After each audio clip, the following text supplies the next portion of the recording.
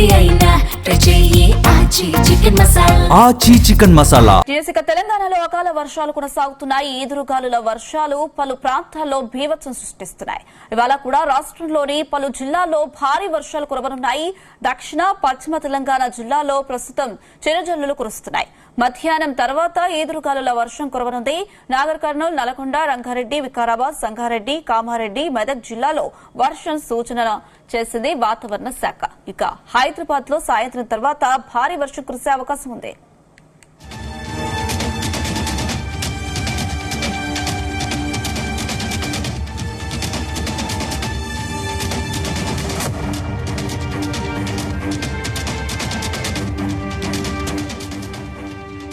ఇదే అంశానికి సంబంధించి మరిన్ని అప్డేట్స్ మా ప్రతినిధి వంశీకృష్ణ అందిస్తారు. వంశీకృష్ణ, తెలంగాణలో అకాల వర్షాలు అయితే బీభత్సం సృష్టించే అవకాశం ఉన్నట్టు వాతావరణ శాఖ అయితే హెచ్చరికలు జారీ చేస్తుంది. దీనికి సంబంధించిన డీటెయిల్స్ ఏంటి?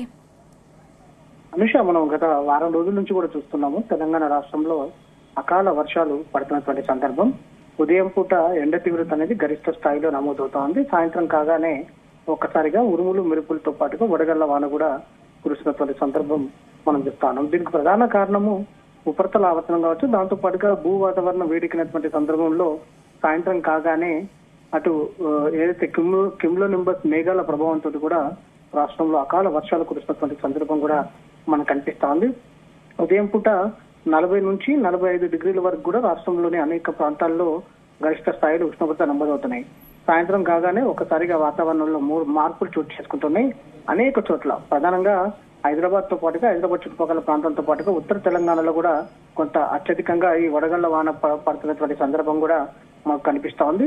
ఈ రోజు, రేపు, ఎల్లుండి కూడా తూర్పు తెలంగాణ జిల్లాల్లో కొంత ఉరుములు మెరుపులతో కూడినటువంటి భారీ వర్షాలు కురిసే అవకాశం ఉన్నట్టు కూడా హైదరాబాద్ వాతావరణ కేంద్రం అంచనా వేసినటువంటి సందర్భం కూడా మనకు కనిపిస్తా ఉంది. ప్రధానంగా ఏదైతే ఈ అకాల వర్షాల కారణంగా రైతులు కూడా తీవ్రమైనటువంటి ఇబ్బందులు ఎదుర్కొంటున్నటువంటి సందర్భం కూడా మనకు కనిపిస్తా ఉంది.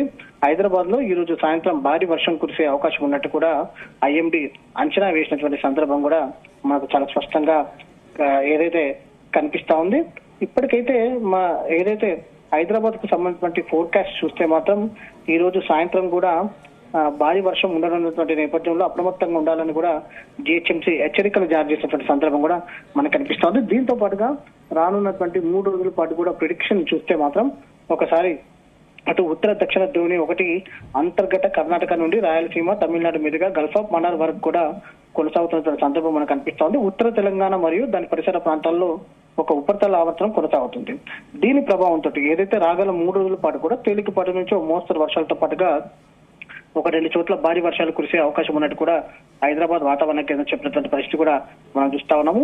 ఏదైతే గరిష్ట ఉష్ణోగ్రతలు కూడా రానున్నటువంటి 3 రోజుల పాటు కూడా ఇదే వాతావరణం కొనసాగుతూ గరిష్ట ఉష్ణోగ్రతలు నమోదవుతాయని, దాంతో పాటుగా సాయంత్రం కాగానే ఉరుములు మెరుపులతో కూడినటువంటి వర్షం 30 నుండి 40 కిలోమీటర్ల వేగంతో కూడా వర్షాలు కురిసే అవకాశం ఉందని కూడా హైదరాబాద్ వాతావరణ కేంద్రం స్పష్టం చేయడం జరిగింది.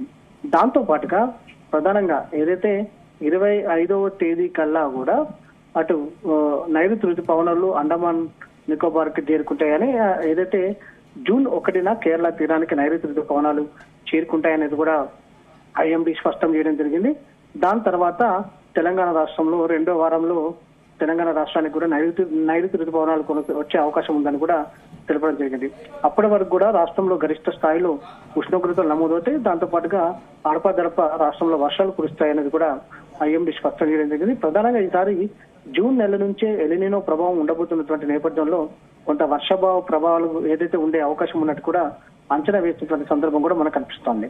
ఇప్పటికే అకాల వర్షాలతోటి కూడా పెద్ద ఎత్తున రైతులు నష్టపోతున్నటువంటి సందర్భం కూడా మనకు కనిపిస్తోంది. కొన్ని చోట్ల పిడుగుపాటుకు రైతులు మృతి చెందినటువంటి విషయం కూడా మనందరూ కూడా తెలిసిందే. ప్రధానంగా ఉరుములు మెరుపులతో ఉన్నటువంటి భారీ వర్షం ఉండే నేపథ్యంలో కొంత కరెంటు పోల్స్ వద్ద కావచ్చు, చెట్ల వద్ద కావచ్చు, దాంతో పాటుగా ఏదైతే డెలికేటెడ్ బిల్డింగ్స్ ఏవైతే ఉంటాయో వాటి వద్ద ఉండకూడదు అంటూ కూడా ఐఎండీ హెచ్చరికలు జారీ చేయడం జరిగింది. ప్రధానంగా హైదరాబాద్ నగరానికి ఈ రోజు భారీ వర్ష సూచన ఉన్నటువంటి నేపథ్యంలో అప్రమత్తంగా ఉండాలని, దాంతో పాటుగా ట్రాఫిక్ జామ్ ఏర్పడే అవకాశం ఉన్నటువంటి నేపథ్యంలో ప్రజలు కొంత ఆచితూచి వెళ్లాలనేది కూడా ఐఎండీ సూచిస్తున్నటువంటి సందర్భం మనకు చాలా స్పష్టంగా కనిపిస్తుంది. అనేష ఎస్ వంశీకృష్ణ, మీరు చెప్పినట్టే వాళ్ళ ఈవినింగ్ హైదరాబాద్ లో భారీ వర్షాలు పడే అవకాశం ఉందని అటు వాతావరణ శాఖ హెచ్చరికలు అయితే జారీ చేసింది. మరి ఎలాంటి చర్యలు తీసుకుంటున్నారు అధికారులు? అటు ట్రాఫిక్ కి సంబంధించి కూడా వర్షం పడే హైదరాబాద్ లో నెలకొనే పరిస్థితి ఉంటుంది.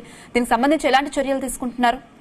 మనం చూస్తున్నాం గత వారం 10 రోజుల నుంచి కూడా హైదరాబాద్ తో పాటు రాష్ట్రంలోని అనేక ప్రాంతాల్లో కూడా సాయంత్రం కాగానే ఒకసారిగా వాతావరణ మార్పులు చోటు చేసుకుంటున్నాయి.